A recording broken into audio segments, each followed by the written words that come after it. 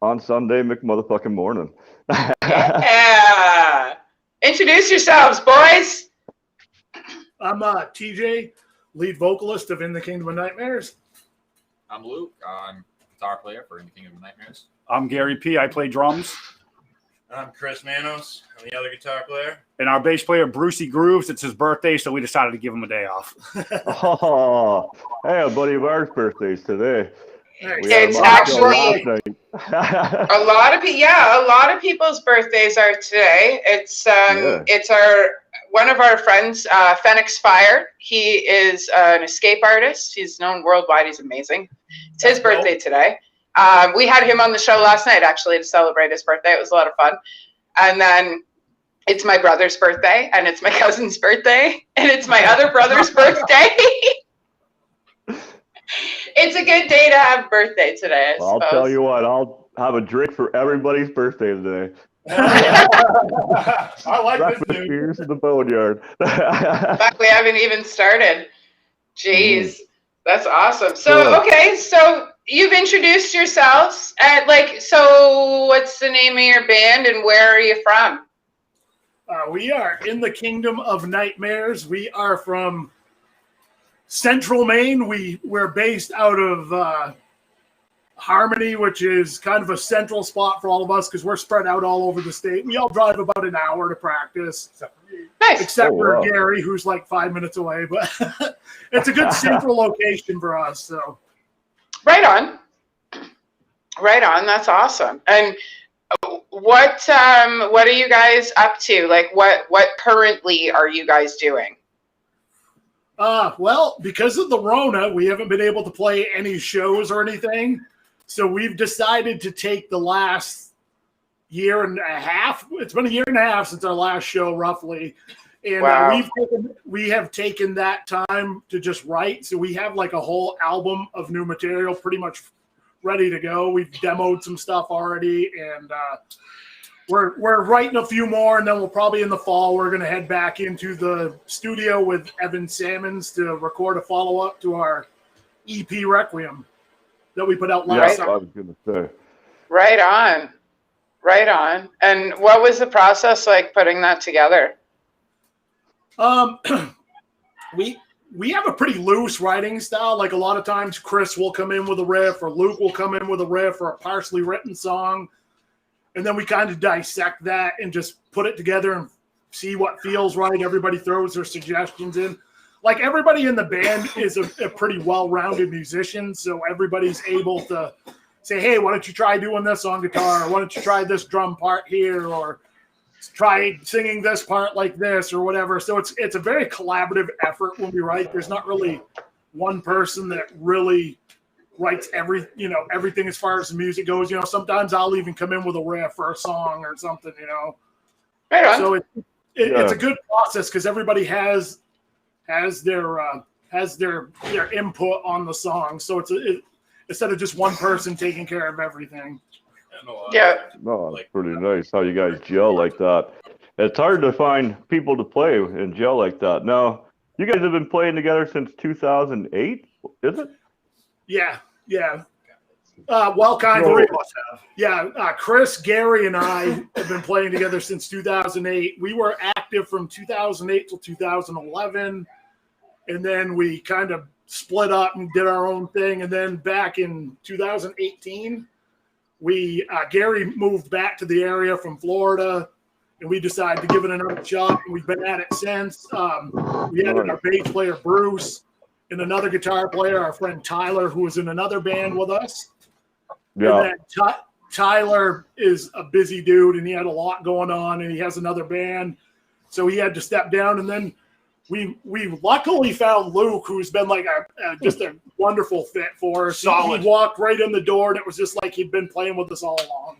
He learned our 5-song EP. His first practice, he played all 5 songs almost flawless. Yeah. So we're yeah, fucking dude. Yeah. Nice. Here you go. We're not letting him right on. Studio a confirmation. Yeah. Well, you can. Nice. It's nice when you find that balance and that even flow between everybody, and it just kind of works. It saved us a lot of hassle of trying people out 10, It's a long time. Long Yeah. time. Yeah. He just happened to walk in and was like, yep, this is the one. And he's been with us Well, since October, November. So yeah. Nice. Well, it's a Right huge on. investment when Songs, it yeah, he's comes killing right it. down to it, right?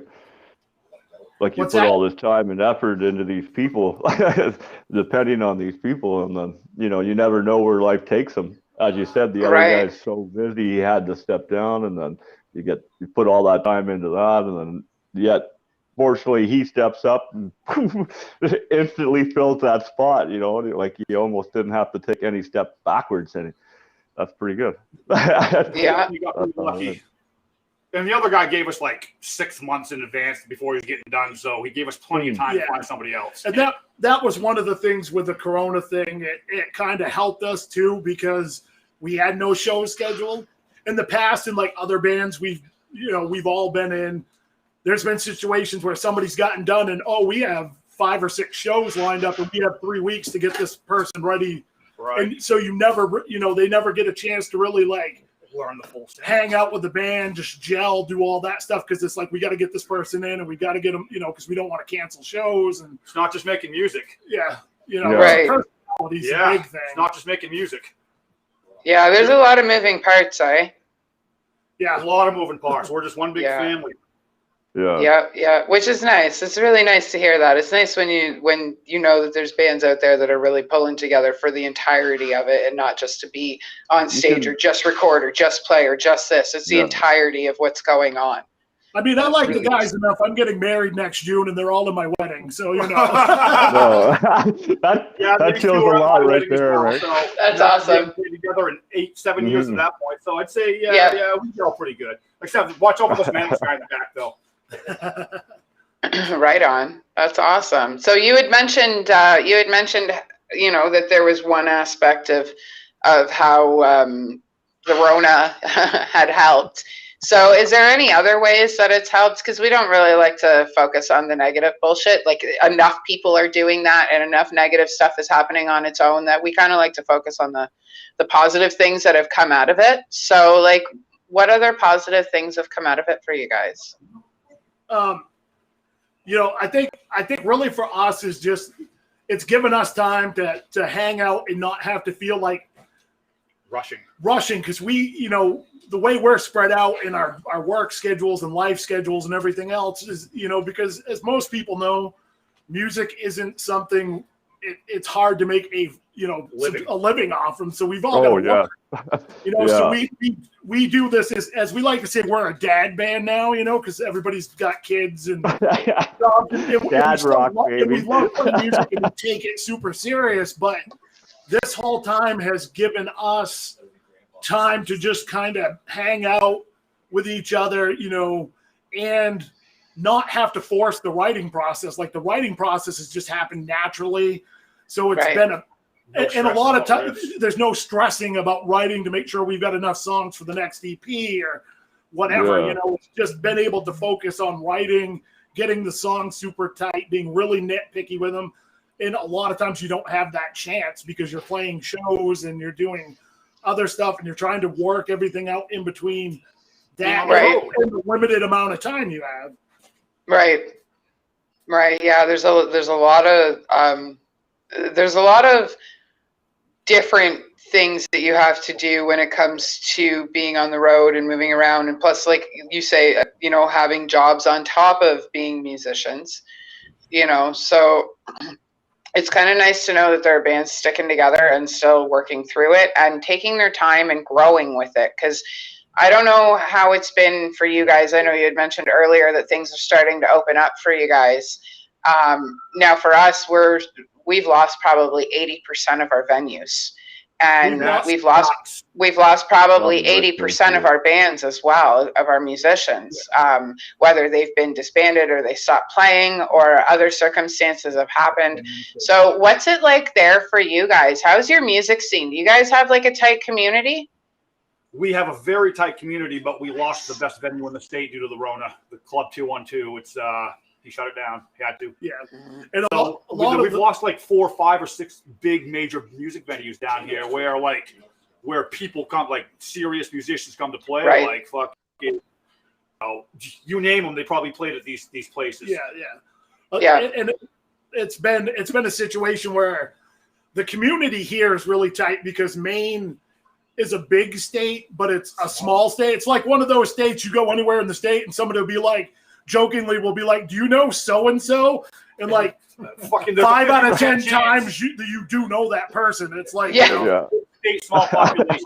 right, yeah. You know, it's like 2 million people and it's one of the 1.3 million people in the entire state. So I got a good story to that when you're done. Yeah.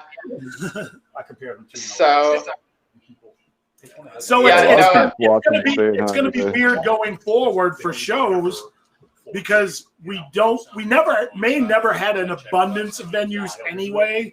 Right. A lot of the stuff in Maine is very do-it-yourself type venues, backyard shows. And of course, you know, Maine in the wintertime, I'm sure, is just like Canada, it's brutal. Yep. In the wintertime, it's 30, 40, you know, below, and it's just horrendous. And so in the winter, Maine almost shuts down normally anyway for shows. They're very few and far between. And then it's like spring through fall. And so it's going to be interesting going forward because we did lose some bands too, because it's, you know, people just, you know, haven't been playing. Whether they'll end up coming back now that things are opening up or not, I don't know. But it's definitely been a hard thing. Yeah. We weathered the storm, though. We weathered the fucking storm. Yeah. Yeah, good. It's nice to hear that people are still going. Right. And we were talking about that last night, whether in the storm, whether we're in the same fucking boat or not. We're all in the same storm. You know. Well, I've been saying same storm, different boats. Some of us are in yachts, and some of us are on fucking tattered rafts, right? Like, I mean, rougher weather than us. Well, yeah. You know, we're all going through the same thing, but we're all going through it in different ways. 100%. You know? So, I mean, we had a conversation backstage about how things are in Ontario versus how things are going for you guys down in Maine. And like, I was not surprised to see the look on your faces when you guys had, you know, no idea of some of the things that were going on up here in Canada. Yeah. So, you know, it's just, it speaks to how things may or may not go in the future, I suppose. Well, us Americans care about you Canadians, just to let you know. Say that again, sorry? I said us Americans care about you Canadians. Well, we appreciate that because, like, a lot of us need long, awkward hugs at this point. Yeah. Well, like we said, we're in Maine. Half of the U.S. thinks we're part of Canada anyway. Or so, Maine, what state is that in? It is a fucking state, you numbnuts. Never mind. I live in Niagara Falls, Canada, and people go, do people live there? Do the falls turn off? And I usually say, yeah, they turn off at 11 o'clock when they roll up the sidewalks and they deflate the Skylon for the night. Sounds like a flat earther. Man, I didn't think we were having a show about rabbit holes. 30-day bans because of the flat earthers. Right. So, yeah, no, you wouldn't believe the things that we get asked about this place, man. I get asked all the time if people live in Niagara Falls because, you know, like people just think of it as a big waterfall. They don't think of it as a city. And if they do notice the tourist area, right, because we are known worldwide for our tourist area, they don't think that there's residents that live in the city. Like, I've been asked if we get bussed into work. And like, yeah, you know, and like, is there like apartment buildings where the people that live in Niagara Falls or work in Niagara Falls live? And so, I've been asked some stupid fucking questions. You live in the fall. You live in the falls, correctly? I live in Niagara Falls City. Yeah, like you just part the falls and walk in underneath, right? Like, yeah, you can. Now, hang on. You can walk behind the falls. It's called Journey Behind the Falls, and you actually can go down in and walk behind the falls in caves. But, like, not in the sense that people ask about how do you live in Niagara Falls, because we get that, you know, like, how do you live there? Well, we live in houses, you know, and we drive these things called cars to work. So.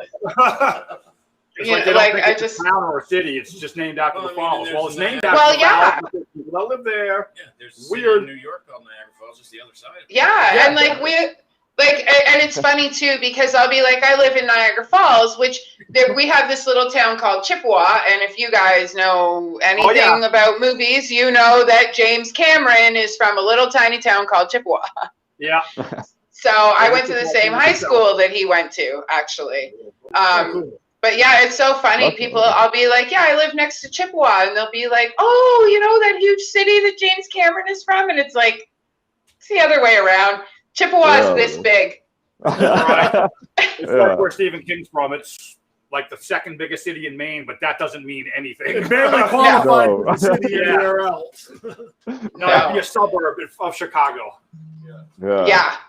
Yeah, my parents are up in New Brunswick there. I came through Maine last year on my way from coming off my road trip up and then cut up through where you guys are.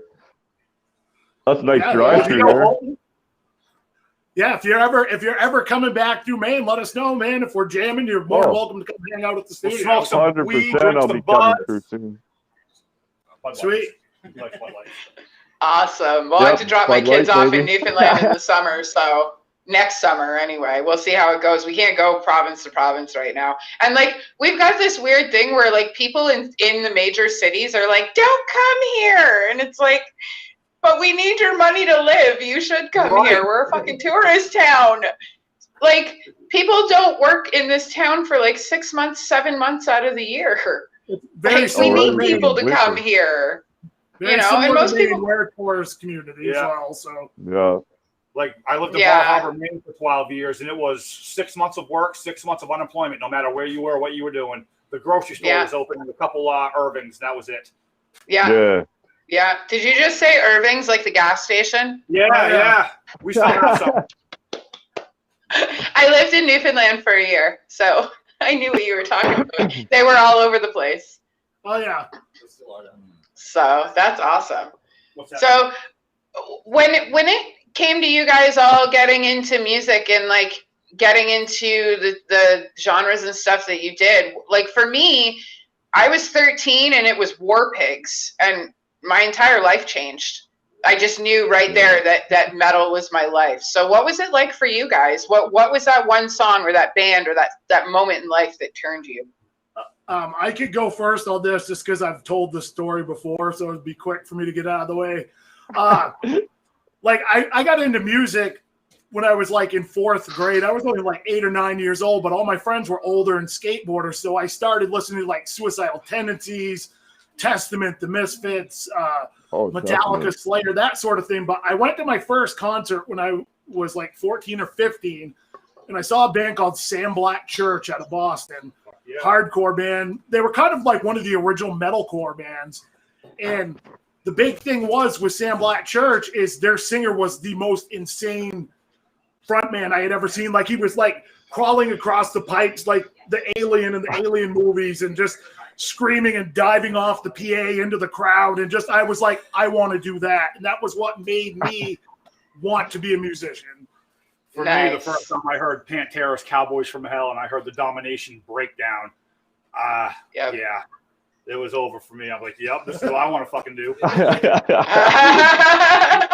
They were both around. I was probably in like 4th or 5th grade. First time I heard Killing in the Name Of. And I just thought it was cool because it kept saying, fuck you, I won't do what you tell me. So I liked that. But then what really got me into it was the first time I heard This Love from Pantera. The way I went from the soft to heavy. I really liked that. I remember going out buying that album. And I was hooked ever since. And I got into the New England hardcore scene when I was in like 8th grade. Never looked back.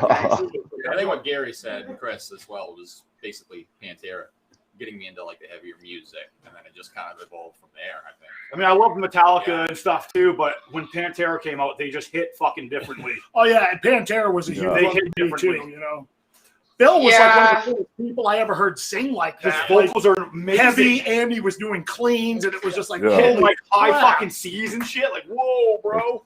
But don't lie to you. He got into metal because of Rick Charette, which Maybe only people from Maine will understand Rick that. Charette and the Bubblegum Band. The Bubblegum Band. Look it up, kids. If you want something heavy, look up Rick Charette and the Bubblegum Band. Oh, definitely be writing that down, man. Checking that out this afternoon. For sure. He's the main icon. That's awesome. Let's give a little shout out to some peeps, man. We got Kevin's watching that. Yeah. Our friend Lisa, all the way from South Africa, she's watching. How's everybody doing? Oh yeah, South Africa is watching us this morning. Right on. Yeah. Kevin's here and Joel is here. Yeah. Lydia, she's one of my childhood friends. I've known her since I was like 4 years old. That's awesome. How's the weed in South Africa? I don't know, but it's great in Canada. I hear it's really good over there. I mean, yeah, we're probably smoking on Canadian strains though. yeah. Most likely. We are one of the largest suppliers in the world of marijuana. Comes out of Canada. Yeah, we definitely. just went fully legal here last year for recreational and everything. So congratulations. Yeah, so my basement's full. Long overdue. Yeah, definitely. I mean, I didn't. Came in handy for the grow lights I just bought. Yeah. Well, I mean, I've been a smoker for a long time, but.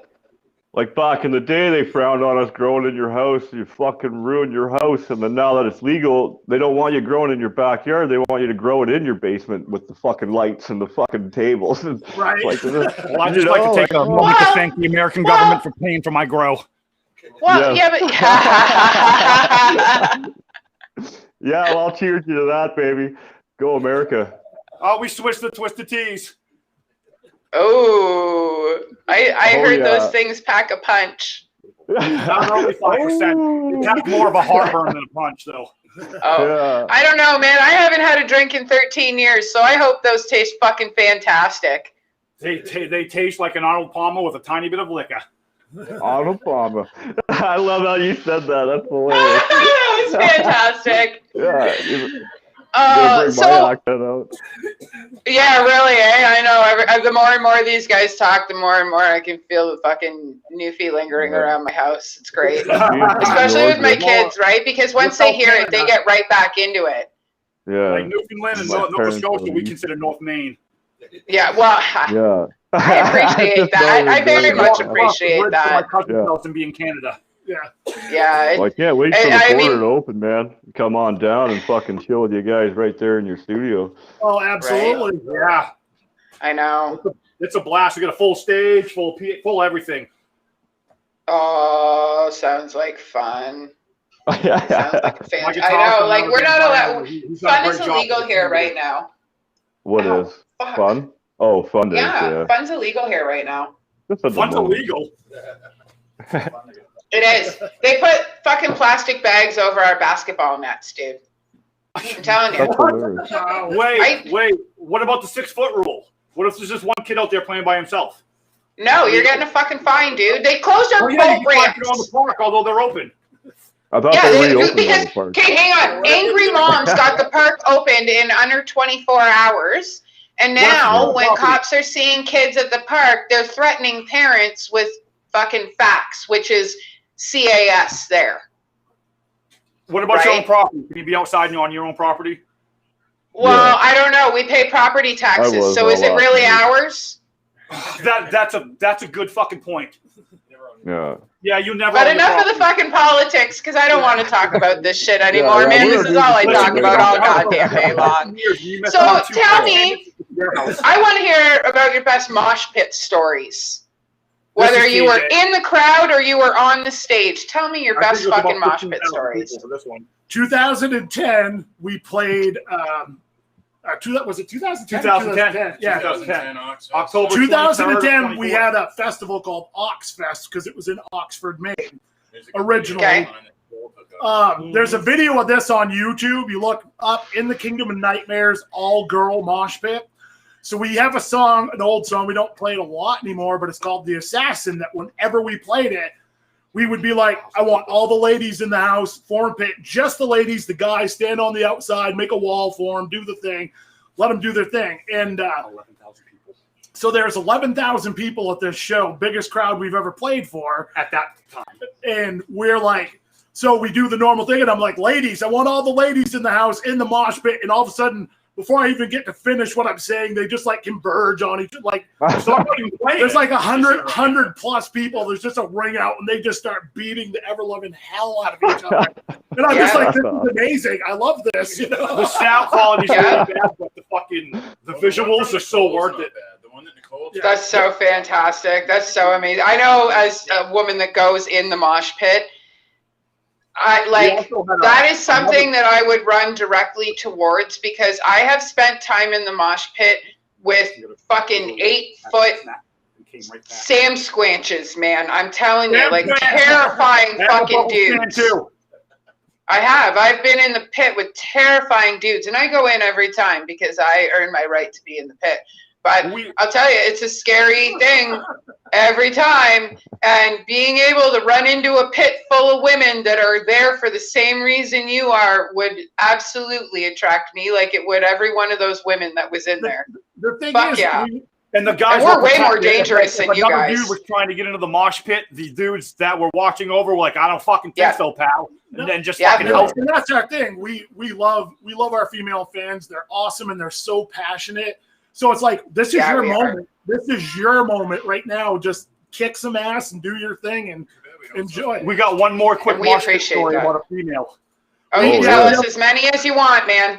This one's fucking dope. Our biggest crowd ever. So we were playing. No, it wasn't our biggest crowd, but it was like 8,000 people. It was another festival we were doing. And our friend Kristen was there. And Kristen was modeled a bunch of our merch for us, and she's on a shirt. She's on one of our big stage banner. So she gets in the pit. First song gets nailed. Her bottom teeth go through her lip. She's bleeding. I mean, like, not just A2, like her teeth went through her bottom lip. She's bleeding all over the shirt of her and I that she modeled for, and there's blood all over the front of it, and she was mad because they wouldn't let her stay and go back in the pit, and she had to go to the hospital. Get stitches. There's a picture of it on our Facebook page if you dig through some of the photos. But that was brutal. Oh, man. That's amazing. Yeah, that's fantastic. Yeah, and it just goes to show you what kind of dedication that women in metal have to our scene and how much we love our music, because like we get mad when we're bleeding and you try and take us away from the pit, let alone, you know what I mean? Because like I was just saying, there's some big scary dudes that are in the pit, but I run in every time. In 2019, I did 144 shows, and I would say probably 100 of them I was in the pit for. Nice. Holy shit. Kudos to you. Hey, let me ask you guys a question. Who's your favorite Canadian metal band? Okay. Razor right now. We have a few. For me, it's Despised Icon, and it always will be. Nice. See, I like right at this, I don't know, like I have a lot of favorite bands. Right at this very second, it's Razor and Johnny No Cash. Well, Johnny No Cash is one of my favorites, but Razor, I have a connection to, so I absolutely. Our old guitar player's brother used to play in Despised Icon, so we got a little connection to him. Oh, that's fantastic. Awesome. Yeah. His name was Alan Glassman. Nice. That's awesome. Job for a Cowboy after that. For a Cowboy. I fucking love them. Yeah. We got connections. My mosh pit story actually involves Job for a Cowboy. I went to see Megadeth at Gigantour in a place called Mississauga here in Ontario in 2009. And it was Job for a Cowboy, High on Fire, In Flames, Megadeth. There was one more. I know there was one more. But anyway, High on Fire comes off. Job for a Cowboy comes on. We're probably 25, 30 rows back. The second they start playing, the entire fucking place rushes the stage, and we are in the third row. It was insanity, and there's fucking arms flailing and kids and shit all over the place. Now, the fun thing about that show was, because it was bands mixed like In Flames and Megadeth, we had there must have been 30 of them, little skater kids. So while Job for a Cowboy and In Flames and shit were on, all their moms dressed in leather and fucking giant hair and beer bottles, all carrying their kids' skateboards and backpacks. Well, Megadeth came on, and I came out of the pit, and there's all these little fucking 14-year-old kids holding their own shit, and their mothers are nowhere to be found. I have no idea who that is. It was kind of like me and Melody and Iron Maiden. That's a weird genres on that show, though. It was a fucking fantastic show, man. It was one of my favorite shows, though. Yeah. You know? I love those shows where you get a good variety of, subgenres of metal on there, because it's a little something for everybody. That's what I always loved about the old Ozfest tours. You got to see hardcore metal, metalcore, death metal. Nice. Got the shirt on today. I'm wearing my Code Orange one. Nice. I'm a huge concert junkie, man. I love live music. So much so that I bought my kids every instrument I could find when I pulled them out of school, because I pulled my kids out of school when all this shit started and just decided to homeschool them. Pardon? Yeah. Definitely. I would say, as far as Canadian bands go, personally, man, I'm a huge Devin Townsend fan. I love Devin. Devin stuff is amazing. Right. Strapping Unlab, especially. He's got the best hair in the biz, too. Guy's got such an amazing voice, and he's such an incredible musician. Yeah. Forgotten Rebels are fucking amazing, too. Yeah, so if you guys haven't heard them, check them out. They're older, but they're amazing. Teenage Head's another fucking amazing band out of Canada. I could go all day long. I got to give a shout out to my friend Christian Donaldson from Critopsy. What's up, Christian? What's up, Christian? Been a long time since we've seen that dude. We played some shows with his other band years ago, and he's just one of the nicest, coolest dudes ever. Yeah. So fantastic. Yeah, there's some Canadian metal is really stomping on the scene. He's amazing. What were you gonna say, TJ? Oh, we keep cutting you off. Go to the grid and record some stuff with Christian too, because he does some amazing bands up there. Quality product. Quality music, man. The Agonist just did some stuff with him again. And yes. He does so many great bands. And he's offered. Yeah, we played with the Agonist a long time ago. Oh my God, you're naming all my favorites. The girl from Arch Enemy was in it. Yeah, Eliza. Yeah. Arch Enemy, yeah. Keep going. Oh my God. Yeah. We got to play after them, which was kind of weird. And it was like 10 below zero outside and so cold, and I screwed a muscle up my back and had to do the whole set in a chair. It was the mountains of New Hampshire about the end of September, and my hands were so fucking cold I could barely hold the drumsticks. We hit the stage about 12:30 a.m. outdoors, and I had to hold my hands to the fucking lights to be able to even hold the drumsticks. So we played like 3 songs, and we were like, we the fuck out. Hey, man, you played those 3 songs, and that's dedication. Yeah, we were the last. We were like the headliners of everybody. Yeah, crazy. It was so we were like, show. We're done. And then we went back to the hotel while these fucking motherfuckers slapped stuff in a tent. Yeah, and it took me 20 feet back to my tent because my back was completely gone. Me and Chris's boss paid for our hotel room. He's like, here you go, boys. Like, yeah, man. I mean, we had to pay him back, unfortunately, but. Worth it. It was worth it. It was worth it. Yeah, when you get to tell stories like that, shit like that's worth it, man. I remember I was in Chicago and we were watching Body Count, and their bass player jumped and fell off the stage, broke his ankle or whatever, man. So nobody noticed other than the crowd. They kind of scurried him backstage, and they kept playing the show, and he'd come out in the fucking wheelchair and finish the show, thinking of like people falling down and having to, fucking breaking their leg and shit on stage. He come back out. Just won a fucking Grammy here. They did. Craziness. That's insanity. Yeah, mosh pit stories are always good, man. You once you get going on good mosh pit stories, like I went to see Incubus once, and I've been listening to them for years. I had no idea how heavy they were live versus the things that I've heard that they have recorded. And they're They're fucking heavy live, man. I saw them on Ozfest. I saw them on the side. Me too. Come out at Ozfest is when I saw them. Yeah. Ozfest 2001 was the first time I had seen them, which was also the first time I had seen Slipknot. Yeah. And then just 2019, I gave my kids concert tickets for Christmas. I told them, or sorry, not Christmas, their birthdays. I told them they could have whatever shows they wanted, but they each had to pick a different show so that it could be a personal experience for just the two of us, right? So I took my 10-year-old to see Fear, Raven's Age, and Iron Maiden. Nice. And then I took my 6-year-old to see Behemoth, Gojira, Volbeat, and Slipknot. Our old bands played with Behemoth. And while my 6-year-old, man, Behemoth came on, and fuck, I never seen anything like it. She was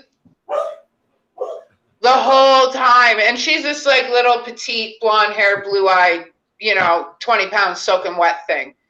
And I held on to her when Slipknot came on. And even though we were on the lawn, we were still in dangerous territory because it's fucking Slipknot, right? So, and they were angry because Sean Cran's daughter had just passed away. Yeah. So they were really angry on tour, right? Yep. And my daughter and I, she was in my arms, and I got pulled into a mosh pit. And these two huge motherfuckers, I don't know where they came from. I hadn't seen them throughout the entire day ever. Never seen these guys in my life, and I go to a lot of shows at this particular venue. Came out of nowhere, picked me and my kid up, brought us right over to where the stairwell was, put a garbage can in front of me, put her on the garbage can, and guarded us like two pit bulls, man. They were people huge. People care. Well, and I said to them, I was like, dude, you guys didn't pay for your tickets for this. And they went, no, but you paid for her ticket. People and care. It just, that melted my heart, man. That's and it did. I've been to some fucking, and you're right, people care. I've been to some amazing, amazing shows. When I was at Heavy TO, we watched the crowd pick up a guy in a wheelchair and move him all the way to the front so that he could watch the show from the front. I don't know if they put him on stage or not. But during Hatebreed set, they picked the guy up and held him up in the wheelchair for like 3 songs so he could be on top of the crowd. I was like, that's one thing I love about the heavy music community. Yes. Especially the metal community, is it doesn't matter where you're from. It doesn't matter who you are.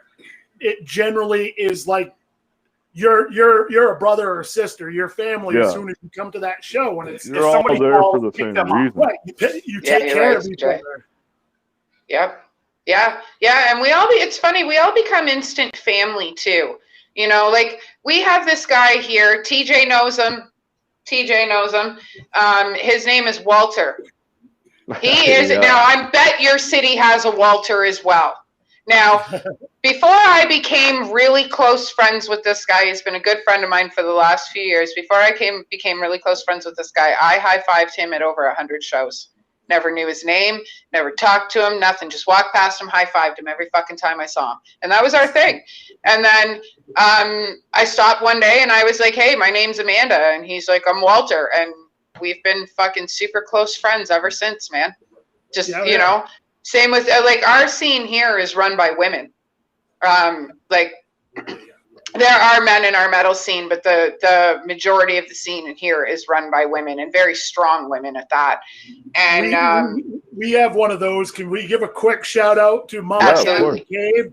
She run a venue called The Cave. It's been closed for a while. She has been battling cancer for like 4 years, and she's kicking ass and she's getting through it. But Mama Kathy, as most of us that played shows, whether know or as, is one of the most caring, giving people but she takes no shit from anybody, and she will kick your ass just by being disrespectful and an asshole. She gave most of us our start at her venue. Right, my first show I ever fucking played was in like 2003 at her venue, and we still talk to each other on the bands from all over the world play there. One of the last shows I went to there was 3 Inches of Blood, Goat Whore, Havoc. You know, Unearth plays there. Hate Breed, man. Half the metal bands on the planet have been to this little club in the middle of nowhere that holds 100 people because they love her and she is so amazing. Yeah, that was Willie's. When I ran Willie's, that's what it was. All the bands like to go ghost hunting there. Yeah, we should go do amazing. that. It melts my heart to know that there's people out there that put that kind of dedication into it. It's like, you know, and it doesn't matter if it's 100 people or 1,000 people. We give a shit about what happens in this scene. And when we you know, there was 3 of us that ran Willie John's here in Niagara Falls, myself, Christy Hales, and Jillian Underhill. And we ran a tight ship, and we packed that fucking place every week, and you could only fit 140 people in there. And it was like the same, you know, the same family every weekend. And then every once in a while, bands would come in from out of town, like way out of town. And they'd bring a whole new crowd, and we'd leave with a whole new family at 3 a.m., you know, and then we'd go down to the wonton shop, because I got to give a shout out to Country Fresh, man. They've been around for almost 40 years. They're cash only. They're, I believe they're a Chinese family that runs it. They're the nicest people in the world. Do anything for anybody. And they're amazing. Oh, they are, right? Their wontons are amazing. And they're open not right now, but they're open 24 hours a day. So we'd leave Willie's and we'd go down there and we'd get wontons at 3 a.m. and we'd kick out all the people that we got loaded. So we could sit in there and eat our food, because everybody that got drunk went over there, right? Because they had fucking best food ever. People would like stand up and eat so they could stay in there and hang out. Good atmosphere. Absolutely. They treat you like family when you walk in the door. You know, I'd walk in and they wouldn't even have to tell them what I wanted. And they'd know. She'd be like, go sit. And she'd bring me my food. Tim Hortons doesn't give a fuck about you. Fuck Tim Hortons. Even though I just had one this morning. Most of ours closed down here in Maine. Wonder why. Yeah. Yeah. Fucking hate well, yeah, you know, it's just, my mom grew up down the street from him, actually. From Tim? Yeah, the actual Tim Horton, like the hockey player. Was he a nice guy? From what my mom said, yeah, she only lived down the street from him for a couple of years. But she did grow up in the neighborhood that he lived in after she moved out of the neighborhood. As far as I know. So. Say that again. Pretty nice guy. That's pretty cool. I like hearing stuff like that. Like, this guy's obviously worth a lot of money. Be fucking humble, dude. Be fucking humble. Well, he passed away in a Corvette accident, actually. Oh, wow. Right after the very first Tim Horton, right before the very. I should brush up on my Canadian hockey history.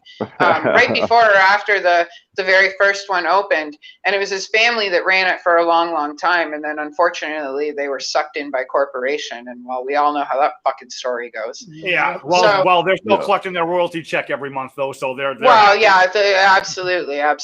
You know, because I heard, I don't know if it's true. I heard they were bought out by Burger King first. Sip on martinis, and smoking gold blunts. I can live that life. Yeah, I can smoke some gold blunts, that's for sure. But actually, I'd buy a couple more bucks, pack up the bands, and fucking go. Pack up the kids, the wife, I'll tell the you bands, what, go. Daisy and I do our road trip, you guys are our first stop across the border, man. You guys Please are right do. there. You got a place to stay, brother. You got a place to stay. We'll feed you. We'll lead you. Fuck yeah, baby. Fantastic. We're kind of documenting it too. So. No, perfect, man. That'd be sick. Yeah, that'll be a lot of fun. We're pretty easy to get along around here. Don't start no shit, won't be no shit. You know what I mean? It's pretty too simple. lazy, too old to start shit. I'm too old too, brother. Me and TJ are going to be fucking 43 years old this year. Yeah. So we get him and I share a name, bud. My real name is Thomas James, so everybody calls me TJ. But then you're part of the Brotherhood of TJs. Well, we'll show you the main Brotherhood of TJ handshake when you get here. Yeah, nice. There's a lot of wait. in the scene. So yeah, it's gonna be an honor. It's gonna be an honor. I was gonna say something I completely forgot. Me and Daisy, when we hit the road, man, you guys are our first planned stop then, because you're right there. That's gonna be it's gonna be sick. Please do. We'll Ouija and feed you, brother. Have some beers, play some music. It'll be a good time. Yeah. Fuck, right on, man. Thank you so much. Of fun. So 90% of Maine are pretty good caring people, but there's always the fucking douchebags. Yeah. Mm-hmm. Welcome They're not to allowed Ontario. here. We don't allow the douchebags here. We have security and everything for our shows. Ex-Marines, they'll just toss you the fuck out. It's we do it legitly. Excellent. Right on. Get your legalities in a row. That's awesome. Okay, so I have a question. Now, love them or hate them, Kiss are probably one of the greatest fucking rock bands in the world. And I'm slowly learning this. I never used to be a Kiss fan. I'm slowly becoming one. I just got hired to write a book called Kiss Craze. And it's a tribute to tributes and artists and tattoo artists and fanatics and fans and anybody that has had any kind of major experience with Kiss. So in light of me writing this book, any of you guys have any major Kiss experiences? No, I've never been into Kiss at all. They've just never been my thing. I wasn't either. I tried. I think they're great entertainers. Yeah. Well, my daughter can play fucking drums better than that guy. That's just my take on it. They're just boring to me. They're just boring to me. Yeah. But our bass player in Thy Enemy is a massive fan. So when you guys interview us later on with Thy Enemy, because I'm in both fucking bands, I'm that guy. Okay. He'll be able to help you out. He tattoos Kiss stuff. He owns a tattoo shop as well. Yeah. So he'll be able to help you out with that one. Okay. I've just never been a fan. Do I respect them? 100%. Yeah. See, dude, I'm in the same boat. I'm in the same boat. But would I go pay to see them play? I would not. Well, yeah. See, and here's the thing. Like, I was not a massive Kiss fan when I started this. I'm not a massive Kiss fan. Am I slowly starting to enjoy them? Yes. But I was hired by Chris Ricci, who is in Screw, as well as Rock and Roll All Over, who is the Canadian, one of the Canadian version of Rock and Roll All Over. And he started writing this book a little while ago and put it on the shelf. And then he pulled it down and hired me because I've been writing Sofa City Sounds and do other things too. And I'm also not distracted by Kiss. Well, I'm starting to get distracted because that's the first time I've ever actually asked anybody that since I started writing this book last month. Which I imagine is why we're documenting how I'm starting to grow on this Kiss thing. They're incredible entertainers. They are, and I feel the same way. And I feel the same way about Rush too. Gene Simmons' marketing skills are unfucking matched. They're on point, man. On point. But the thing is like I feel the same way about a few other bands too. Like I feel the same way about Rush. Never was a huge fan, and I'm right from where Rush is from, And I was never huge into them. I just never could get into them. And then I saw them live, and I was like, right? I own a bunch of their stuff that's been given or gifted or I found or whatever, but do I buy their stuff? No. Would I buy a ticket after I got to see them at SARS Stock? I would pay to see them. I would have paid to see them again. Remember, there was only 3 of them playing the music. Only 3. They're getting sounds of like fucking 8 people, 9, 10 people with 3 people. Absolutely, absolutely. Amazing. Do I not to say that I don't respect them because I can't play a guitar to save my life or anybody else's, or any other instrument for that matter.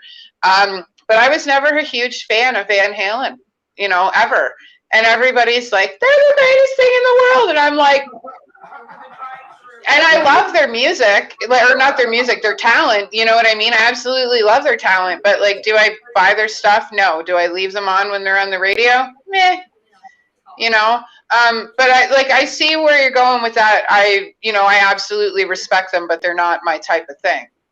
Right. Not to say that I didn't listen to that type of music. I fully get that, though, because my favorite band is the Misfits, and they are so divisive. Like, you either love them or hate them. There's no, there's usually no in between. Hey, what's you guys' favorite bands right now in metal? Pardon? What's you guys' favorite bands in metal? Just in general from anywhere. Well, I'm married to Motorhead. Cauterize. I married Motorhead a couple of years ago. Yeah. Motorhead's probably on my list. Megadeth is on my list. I like Iron. I used to love Iron Maiden. Now I just really, really like Iron Maiden. I love Iron Maiden. I'm a huge Maiden fan. So. Well, like I said, that was my 10-year-old's first show, man. She wanted to go to a show, and I went, all right, where do you want to go? And she went Iron Maiden, and I went, okay. And we did. Really we newer metal, like fucking Ocean's 8 Alaska. Those guys I love that. I love Ocean's 8 Alaska. Now I have to say, Chris Turner is out. Unfucking believable, dude. Oh yeah, almost. He's right now. I would almost put him on the untouchable list as far as drummers go. Yeah, I wrote him. I wrote him too. I'm like, huge, bro, I just want to let you know I'm 43 years old and you're a fucking inspiration guy. Oh yeah, absolutely, dude. Like Cale Costello. I don't know if you've ever heard of him. He's out of here in Niagara Falls. He's the drummer for Duskwalker. He's done stuff with Lutharo and Haymaker, and he's done Total Duo, The Ripping Friends, Mother Lode. This guy is fucking. He's probably one of the best drummers in the world. Session drummer. Razor, like I said, Razor's one of my favorite bands right now. Their drummer Ryder Johnson is fucking amazing. He's great. He's also the drummer of Rippard. He was with Warlord Messiah for a little while and stuff. Like they're pretty good too. Razor's actually coming out with a new album. So like they're an older band, but they're still fucking stomping the airways with music. Oh, they're amazing. They're amazing, man. They're unstoppable right now. They're like Onslaught. You guys know what Onslaught is? Yes. Yes, man. Yes. Great band. Our other band, Thy Enemy, me and Bronx's band, we're signed to the same label as them. Oh, nice. No, right on. I should probably save that for that interview, though. Yeah, I was going to say we'll be talking about that later this afternoon around 4 p.m., give or take, right? Yeah. Yeah. So on that note, where can we find all your shit, man? Like, where are you guys located on the interwebs? Ben, in the Kingdom of Nightmares at bandcamp.com is the main one. As you can tell, the boys are getting antsy to jam. So I know, in the Kingdom of Nightmares at bandcamp.com.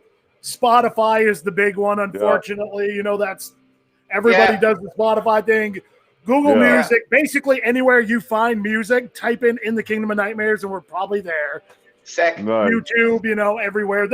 All the major ones and all the ones that you've never heard of, you know, we're there. Yep. Right on. All right. Well, since you guys are getting ready to check out, is there anything else you want to tell the world before we get rid of them and keep you for 2 more minutes? You know, just thank you everybody for supporting metal, supporting your show, everybody that does awesome stuff to get the word out there about bands. That's why we're here. You know, support your bands, buy a t-shirt, buy a CD. I know it's hard for everybody right now, but you know, just support.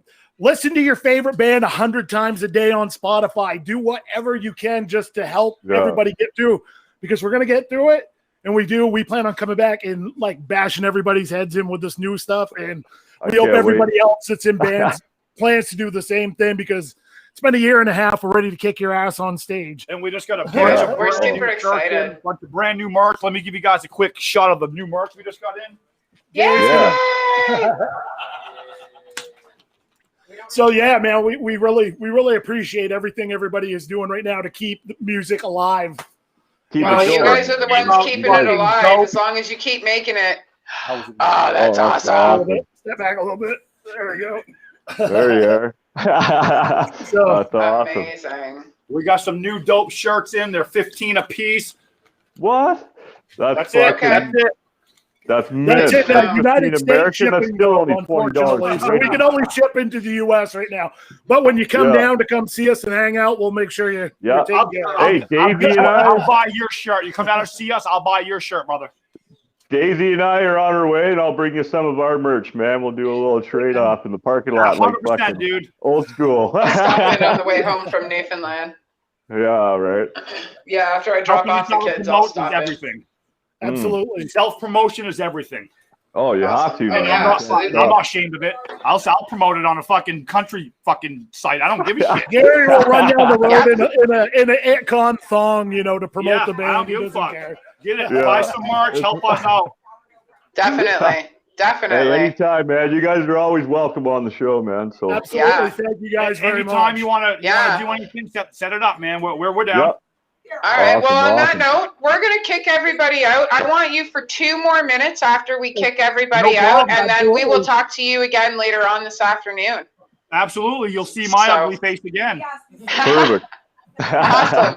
Right It's been an on. honor, Well, man. thanks, guys. Thank I you guys greatly very much. I appreciate it. appreciate everything you guys are doing, and try to thank you. keep your heads up in Canada, man. Yeah, Yeah. absolutely, Down man. here. Thank you. Thank you for the support. We fucking need it. That's for sure. Yeah, Yeah. we got you, man. We got you guys. Yeah, right on, man. Excellent. Thank Thank you. you so much. It was an All honor right. today. I Thank can't you. wait We're to outta talk to here. you guys.